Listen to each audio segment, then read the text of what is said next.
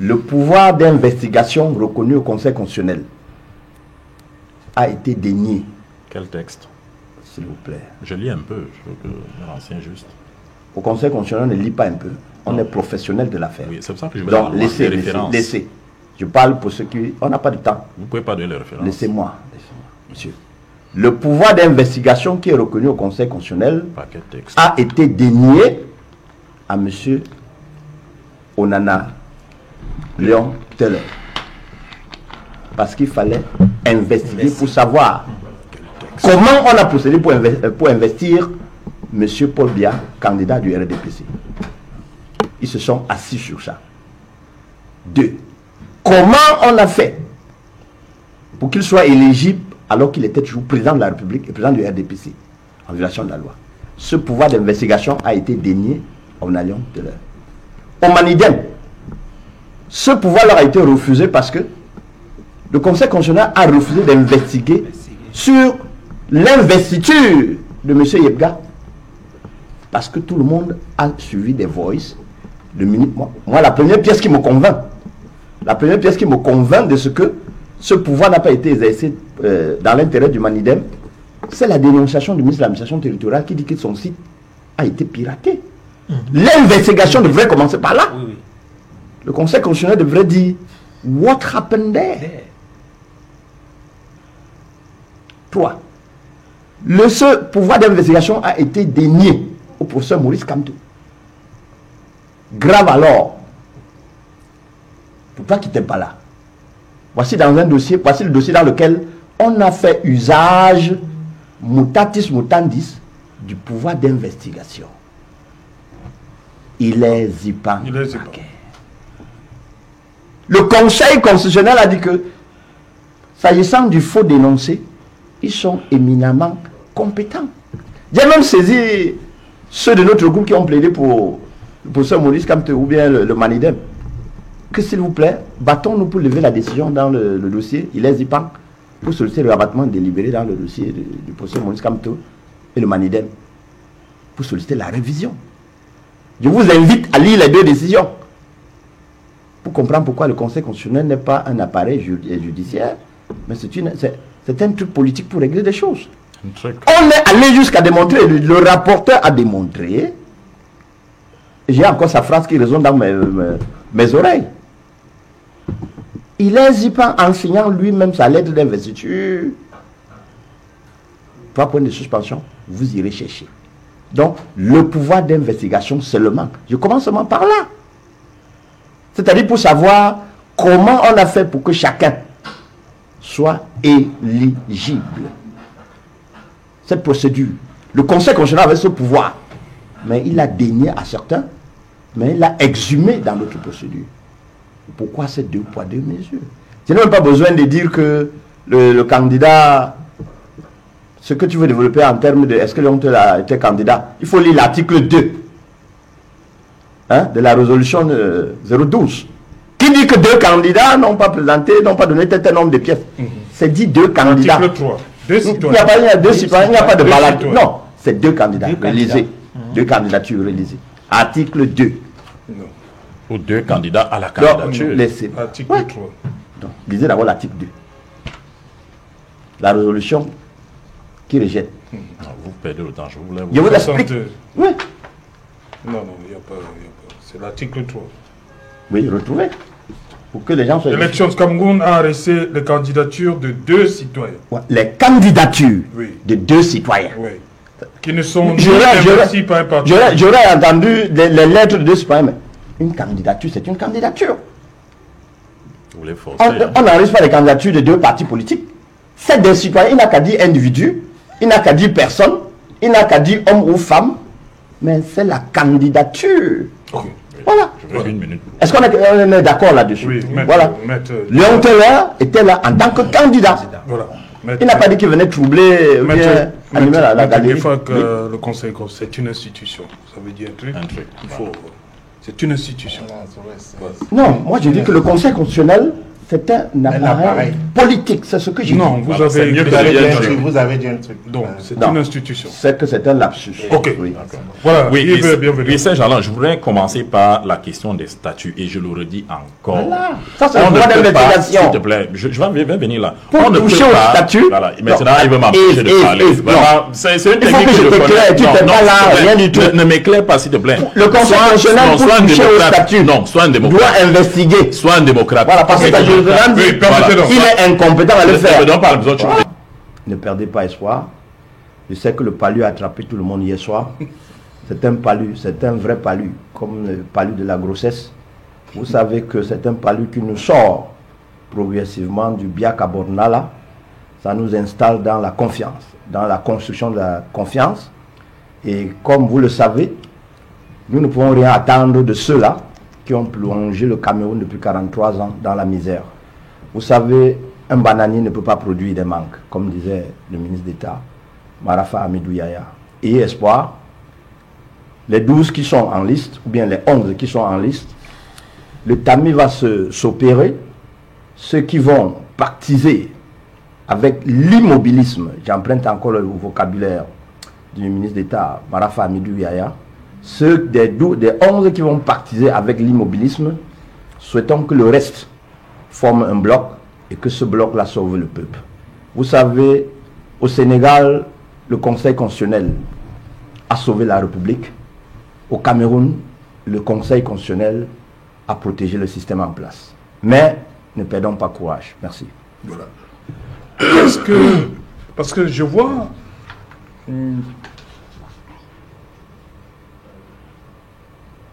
Comité provisoire FSNC contre Issa Tiroma et les Minat, nullité de la candidature de M. Issa Tiroma à l'élection présidentielle.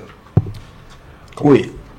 C'est allé trop vite. Hein, je prends votre cas parce que, contrairement au Manidem, vous, c'est allé un peu trop vite. Vous avez des arguments béton, c'est ça? C'est jamais. Je vais donc commencer par dire un merci spécial au président Issa Tiroma, que je ne connaissais pas il y a quelques mois. Ouais. Mais je ne savais pas qu'on pouvait aimer quelqu'un à travers le miroir. Il m'a choisi au milieu de tous ses avocats. Il m'a confié sa cause depuis la structuration de son dossier, avec la grande surprise du recours en annulation. Oui. La part de ses camarades. J'attendais toujours une équipe d'avocats. Il m'a dit, je te fais confiance. J'ai mérité cette confiance. Le rapporteur a suivi mon mémoire, rejet. Nous sommes sortis heureux. Et le soir, je suis allé dans un restaurant avec quelques amis, dire un monde d'amour, un Cameroun de sympathie est possible. Pour ceux qui pensaient qu'il fallait être soit d'une coterie de voyous pour construire le Cameroun, être membre d'une secte pour construire le Cameroun, c'est impossible. Merci encore, monsieur le ministre Issa Tiroma, pour cette confiance. Vous êtes un modèle. Vous êtes un modèle parce que vous avez fait confiance à un jeune, et c'est cette confiance que nous nous battons pour construire. Et je comprends davantage le ministre d'État Marafa qui a dit il faut construire une société de confiance. C'est la société de confiance que nous devons construire au Cameroun. Ce n'est pas une société de méfiance, ce n'est pas une société de haine, ce n'est pas une société d'exclusion, ce n'est pas une société de destruction, ce n'est pas une société de fraude. Pour terminer, ce n'est pas une société de faux mondial, à Mondo Vision. Alors, répondant à mon distingué ami et frère Yves Abama, il a la raison d'avoir la joie, parce qu'il a été privé des images de ce qui s'est passé au Conseil constitutionnel. Et je regrette pour lui. C'est une joie d'antan, ce n'est pas la joie d'hier qu'il habite. Il n'a pas eu le palu parce qu'il ne sait pas ce qui s'est passé au Conseil constitutionnel. C'était horrible. C'était inhumain, c'était injuste. Ce n'était pas la justice. Et je comprends pourquoi M.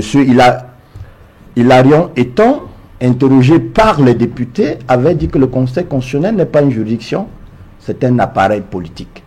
Nous n'étions pas devant une juridiction, nous étions devant un appareil politique.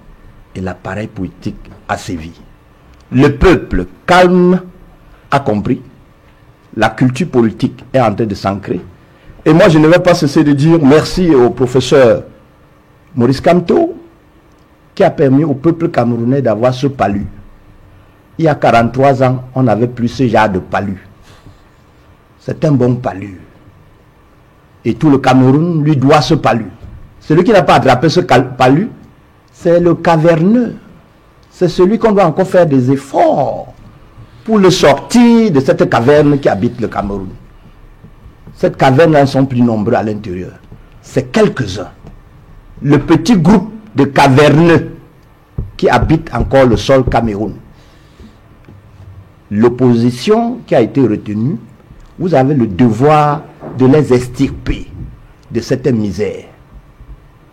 Comme disait le prêtre de là-haut, même si c'est un serpent au milieu de vous, présentez-le nous et ça nous aide tous pour chasser cette misère qui pollue le peuple. Il le faut. Merci pour tous ceux qui ont attrapé le palu hier soir. Voilà, justement, il va pas... Voilà, Marc-Anthony, justement, quelle perception? Est-ce que vous avez le sentiment que, au sortir de ce contentieux, la population, cette confiance avec l'institution est véritablement là? Quel est le sentiment, vous qui côtoyez les populations depuis hier? Qu'est-ce qui se passe? Sincerely, Serge, a lot of people got disappointed yesterday, and they have a reason to be disappointed.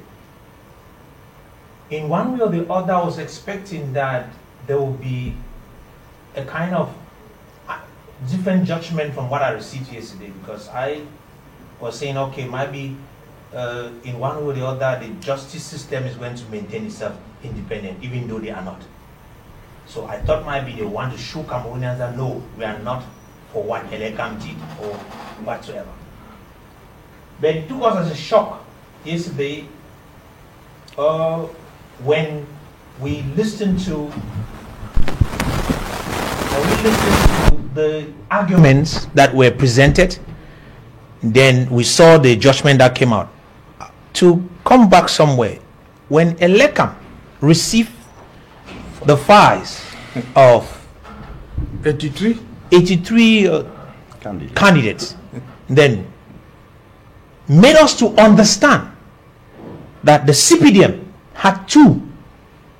It's not CPDM had two candidates, aspirants, two of them. It was written that there were two. Was a document that said there were two. And so if our brother says it was none, then he should go and ask Elekam why they did that. But Elekam presented us that there were two. And when the list... Le directeur adjoint de l'Écam qui a reçu le dossier. Ça peut s'expliquer en une minute. And when that happened, we saw that at the end of the day, when the list finally came out, Onana's name was no more, but they validated that of President Biya.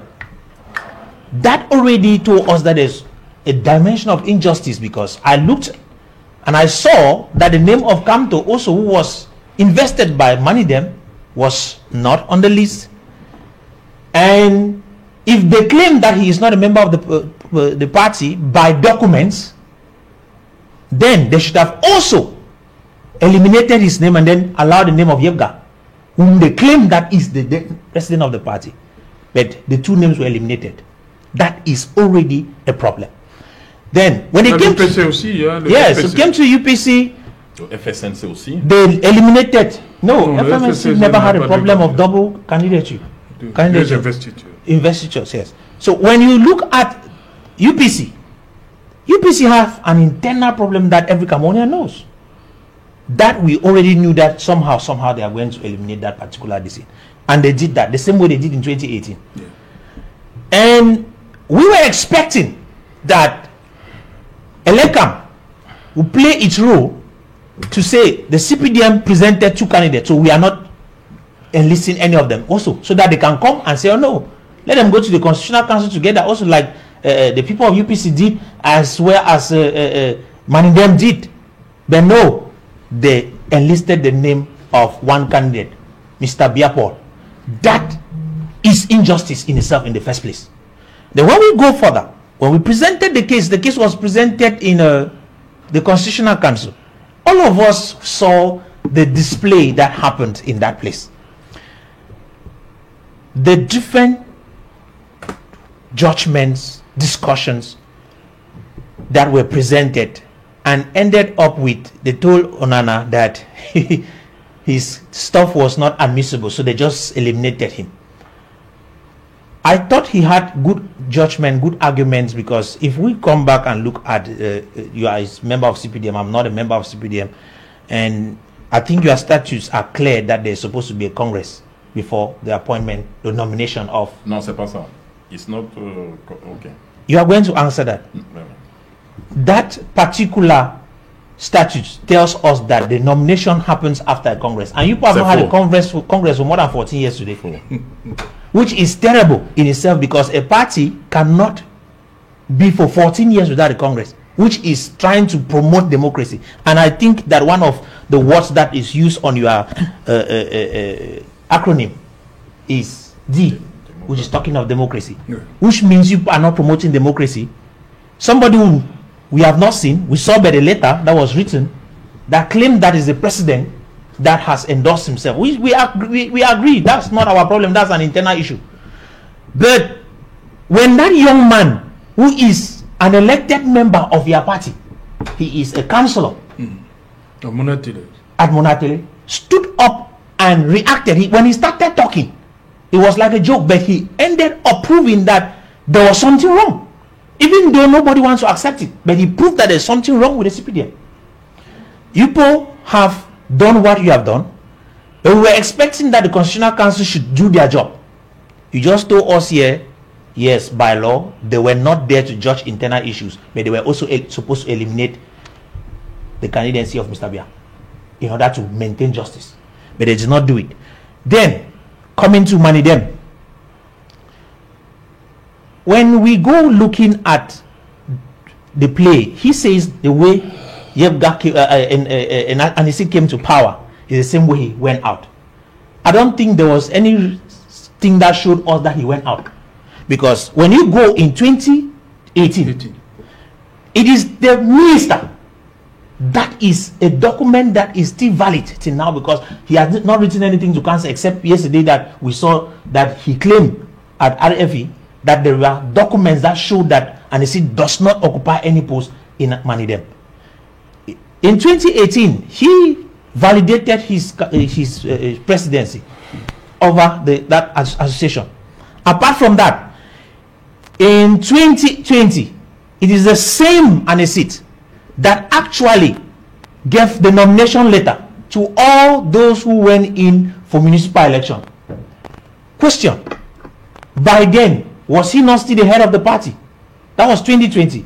From 2020 to 2025, what play has been there? I've been listening to Yebga at times when they invite him on TV station on tables like this. He said they should call. He's not a politician.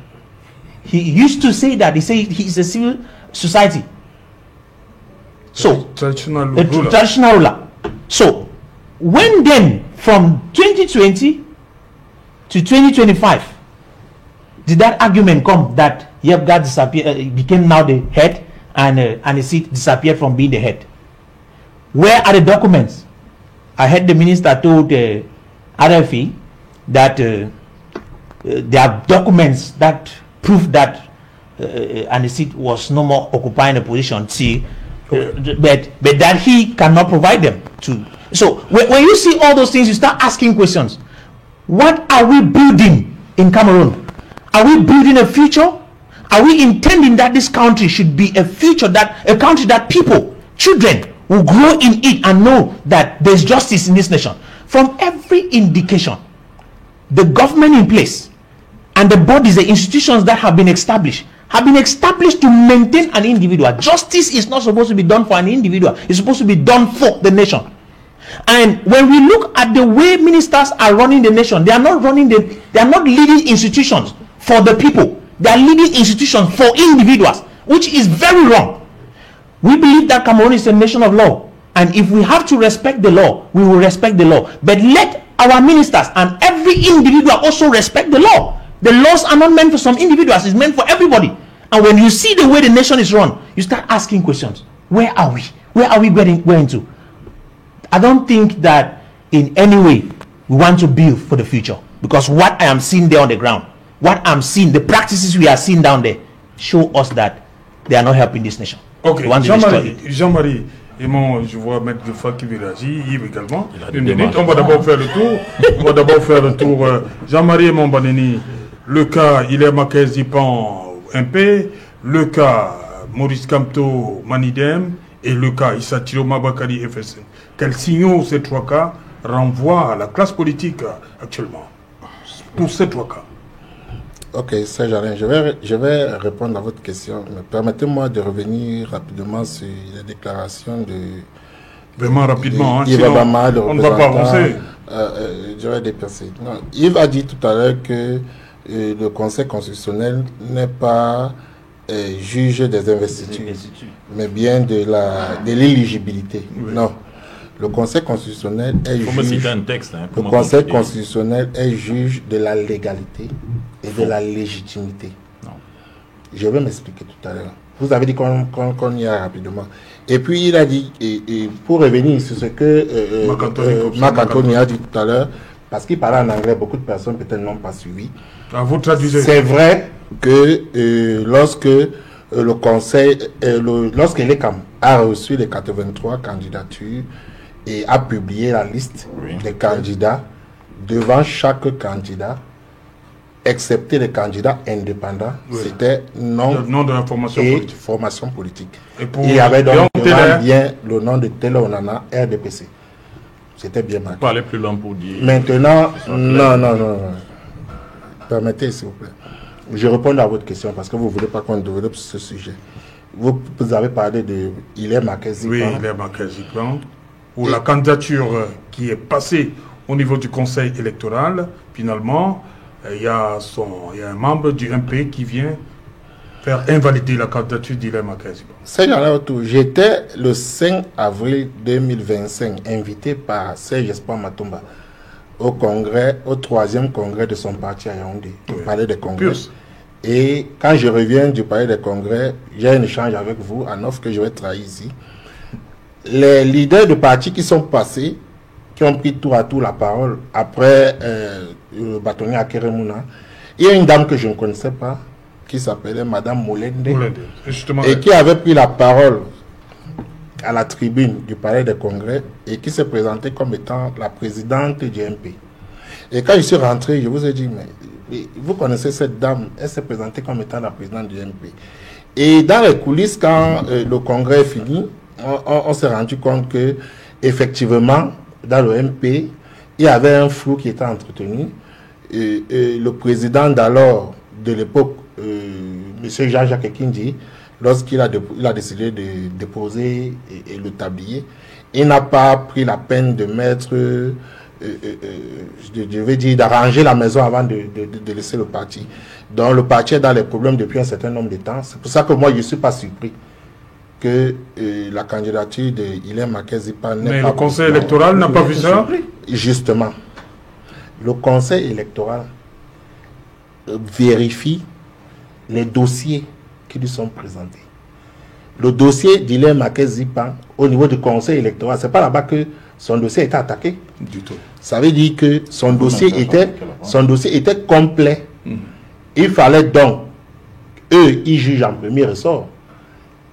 Ils ont fait leur travail. Ils ont donc transmis au juge constitutionnel qui lui est juge de la légalité et de la légitimité. Parce que s'il fallait parler de l'éligibilité, Hilaire Marquez Zipan n'avait aucun problème d'éligibilité. Mais il s'est donc posé pour le cas d'Hilaire Marquez Zipan un problème de légitimité.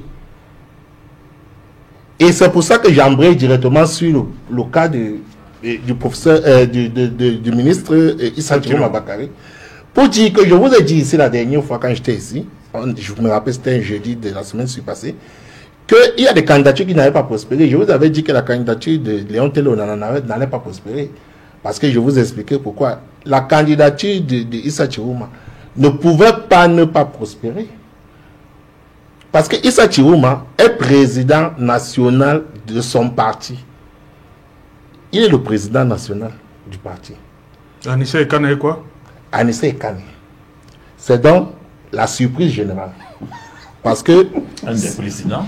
Parce que ce qu'il faut dire, vous allez me laisser construire. Il va dire tout à l'heure quelque chose. Le Malidem a organisé un congrès. 2017. Et lorsque le Malidem reçoit le récépissé qui leur permet d'organiser le congrès, M. Yebga attaque, saisit le sous-préfet à l'effet d'annuler l'organisation de ce congrès. Ça ne prospère pas. Ils organisent leur congrès. Après avoir organisé le congrès, ils saisissent le MINAC. Et le MINAC prend acte. De 2017 jusqu'à 2020, il y a les élections couplées municipales et législatives. Il faut investir les candidats. Le président Anissa Ekane investit un candidat. C'est lui qui ce candidat qui permet... C'est ce candidat qui permet au Malidem de figurer sur la liste des partis politiques habilités à investir. Oui. Un candidat. Sauf que ce qu'on n'a pas dit au président Anissa Ekane, c'est que tu es président du Malidem jusqu'à ce que tu investisses un membre du Malidem ou d'un autre parti qui n'est pas celui dont on pense. Ok, c'est plus clair maintenant. Tu es président du Malidem jusqu'à... Venez un peu doucement, vous dites? On n'a pas dit au président Anissa Ekane qu'il est président du Malidem jusqu'à ce que l'élection présidentielle de 2025 passe. Le Malidem n'avait que deux possibilités. Soit croiser les mains, ou alors soutenir la candidature du président sortant. Investir un candidat à l'élection présidentielle, le président du Malidem avait obligation de se référer. Si vous me demandez à qui, je ne vais pas vous répondre. Mais je vous dis, le président du Malidem ne pouvait pas investir le professeur Maurice Kamto. Il ne pouvait pas. Il ne devait pas ou bien il pouvait? Il ne pouvait pas. Quand j'étais ici, je vous ai dit, ce problème n'est pas juridique. Je vous ai dit que la candidature du professeur Kamto, sur le plan juridique, ne souffre de rien. Son dossier était normal. Il y a un débat, depuis la semaine passée, qui est monté en puissance. Le problème de démission. Je vous ai dit ici que ce problème est fini seul. Pourquoi il est fini seul? Il est fini seul parce que les 13 candidats qui ont été retenus, à l'intérieur quand vous regardez la liste, il y a là-dedans des présidents de partis qui ont été investis par d'autres partis. Et ils ont été retenus. Faire prospérer ce débat reviendrait à interroger un certain nombre de choses. Il fallait fermer ça rapidement. Qui a refermé ça? Ceux qui ont créé le débat. C'est eux qui ont refermé. C'est pour ça que je vous ai dit, on est sorti du champ politique, du champ juridique depuis longtemps. L'idée, c'était que si on n'arrivait pas à exhumer M. Yebga, il fallait donc appuyer sur la démission tardive du professeur Maurice Kamto. Et il serait toujours éliminé. C'est pour ça que le fait que le professeur Maurice Kamto ne soit pas candidat à cette élection, candidat à cette élection présidentielle qui arrive en octobre, ne me surprend pas. Okay.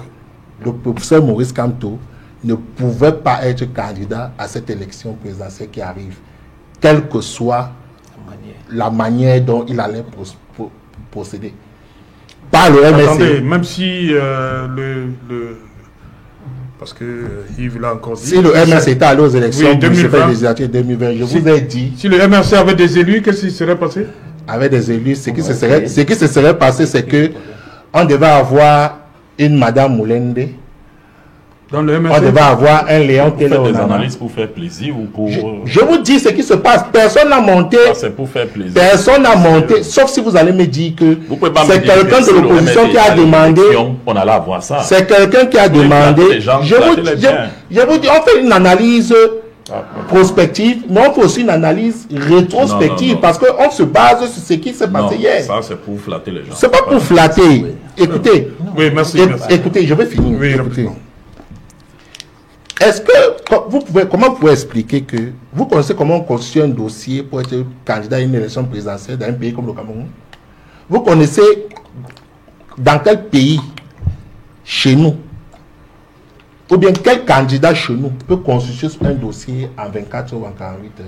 Un dossier de candidature pour être président. Qui a considéré Moi ça en 24 heures? moi j'ai écouté Paul Maël sur une chaîne concurrente à la Dimanche. Gauche. Ils ont fait 5 mois pour construire le dossier d'Akeremouna. 5 mois. Et Akeremouna, c'est un candidat anglophone.